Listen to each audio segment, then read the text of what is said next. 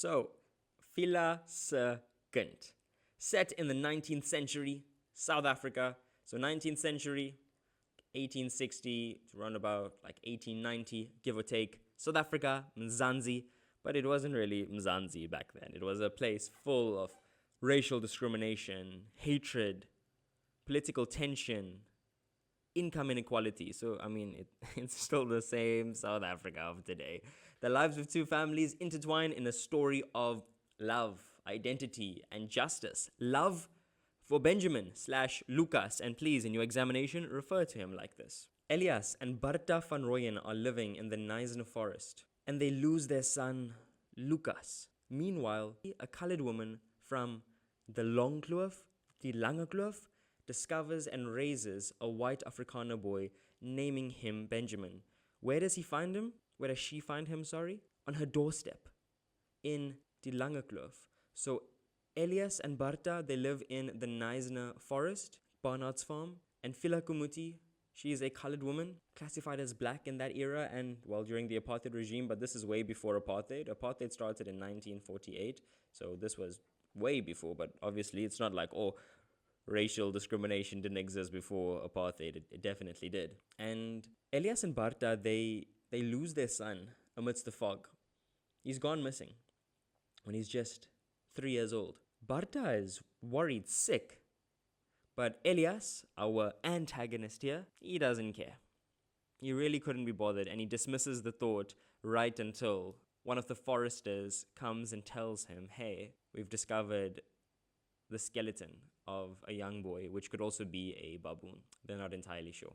And Fiela loves Benjamin like her own son, deeply, but hides him, fearing societal repercussions. What kind of societal repercussions? Well, if the white population living in the Knysna forest, or living in the city here, come to know about something like this, they'll take him away, and she'll be questioned for it. So Elias and Bertha, husband and wife. Elias, our antagonist, he's a very domineering man. We're not supposed to like him. He's very abusive as well. He doesn't particularly care about anyone in his family. He just sees them as like income earning tools. Bertha, as you would imagine, being married to someone like Elias, she's not a typically powerful woman. She's very submissive as well. You can describe her as weak, but I don't think that's entirely fair given who she's married. Then we have Fiela plus Selling. Now, Fiela, she is our matriarch. She's the head of her family. She earns the bacon. She runs a farm. She's breeding ostriches. She's making money. She's trying to find a way out of a difficult situation. But Selling, her husband, he actually went to jail for murdering one of their neighbors, the Lachans, for allegedly stealing one of his sheep. And during his time at prison, he had to perform quite a bit of hard labor, which included building the road from the Langekloof to Knysna Forest. And that, to be very deep with you here, it paved the way for Benjamin / Lucas's return, alleged return to the Knysna Forest. Personally, I don't believe it's their son, Elias and Bertha van Rooyen. I think their son died.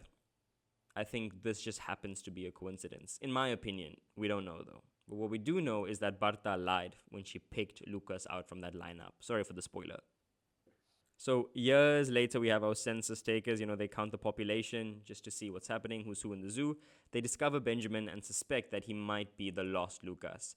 And despite Fiela's arguments, the magistrate, his name is Mr. Goldsbury, Meneer Goldsbury, he's swayed by prejudice and rules against her. So there's racial discrimination in the legal system as well. So this idea of systemic discrimination, it was absolutely prevalent in this region as well. And it's important to note that our white population here, it's split between an Afrikaans population and an English population. But everyone is relatively well off. The neighbors of Fiela and Selling, that fellow's name is Pieter Zondag. But to him, race isn't particularly a factor, and he lives in the Langekloof quite happily. He coexists with them. Benjamin is forcibly sent to the Van Rooyens, where he struggles with his imposed identity as Lucas. He's forced to be Lucas Van Rooyen, when he is actually Benjamin Kumuti, and he's just waiting for Fiela's return.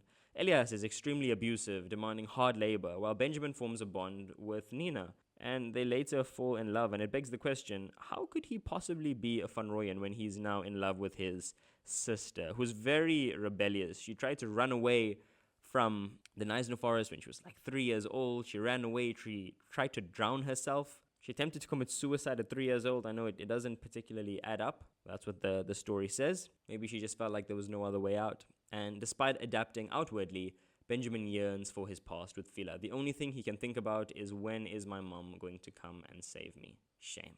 Now, Benjamin's desire for freedom, it grows when he explores the world beyond the forest, meeting with sailors and learning maritime skills. And he realizes that he has romantic feelings for Nina, and he concludes that he cannot be her blood relative. That is very important. Now, just some discussion about the sailors. The fellows' names are Khalil September. This is a colored individual. And John Ben, a prominent English sea faresman. And he works under them both. And he eventually decides on a career in this industry as well. And news of his foster brother's death, David. David was bitten by a button spider. It prompts his return home because he realizes that, time is running out. I never could spend those important glory days with my own family. And this prompts his return to Fiela. He's a lot older now. There's been a massive tijdsverloop in the book. He's no longer a child. He's a grown man. So there's been a tijdsverloop, a passage of time. Please learn this word. It's usually indicated by like a ... in poetry as well. It's important to note that Toli, I know, probably not the best name for his brother, became an alcoholic, and Selling's condition begins to worsen. Okay, his other siblings aren't particularly important from the Komuti side as well as from the Van Rooyen side. Willem and Christolef, they aren't particularly important. They are his two elder brothers when he's living with the Van Rooyen family. So these two aren't particularly important. Again, they're a lot older. They eventually get married off. They don't have a major role in the book, but we just know that Elias is extremely upset with them because he's no longer under their control and he can't work for them anymore. And remember, his whole thing is so unethical. His money-making scandal of wanting to trap elephants in a pit and detusk them and sell it. It's very unethical behavior, but that just goes to show who Elias is. I mean, when Lucas tried to run away, he caught him and beat him up. Same with Nina as well. Pulled her hair and all those terrible, terrible things. He probably hits his wife as well. Okay, so he returns to Fiela, whom he joyfully reunites with, very joyous, no beef, and embraces her as his true family, his true mother. Barta wasn't all that awful to Benjamin/Lucas. From time to time, neither was Nina, neither were his brothers. It was just Elias that made life so, so difficult. So his true family. I love that. To resolve his inner turmoil, his identity crisis, Benjamin confronts the Van Rooyens. Like, who am I? Am I really a Van Rooyen? Tell me the truth. And Barta confesses. She always knew he wasn't Lucas, but remained silent out of fear, because you can imagine the uproar this would have caused in the community. And with her agreement to set the record straight, Benjamin sheds his false identity. He is not Lucas Van Rooyen. He is Benjamin Komuti. And he returns to pursue a career as a sailor, and he visits Nina before embarking on his new life, finally free to define himself on his own terms. So, simply put, it is a story about hope.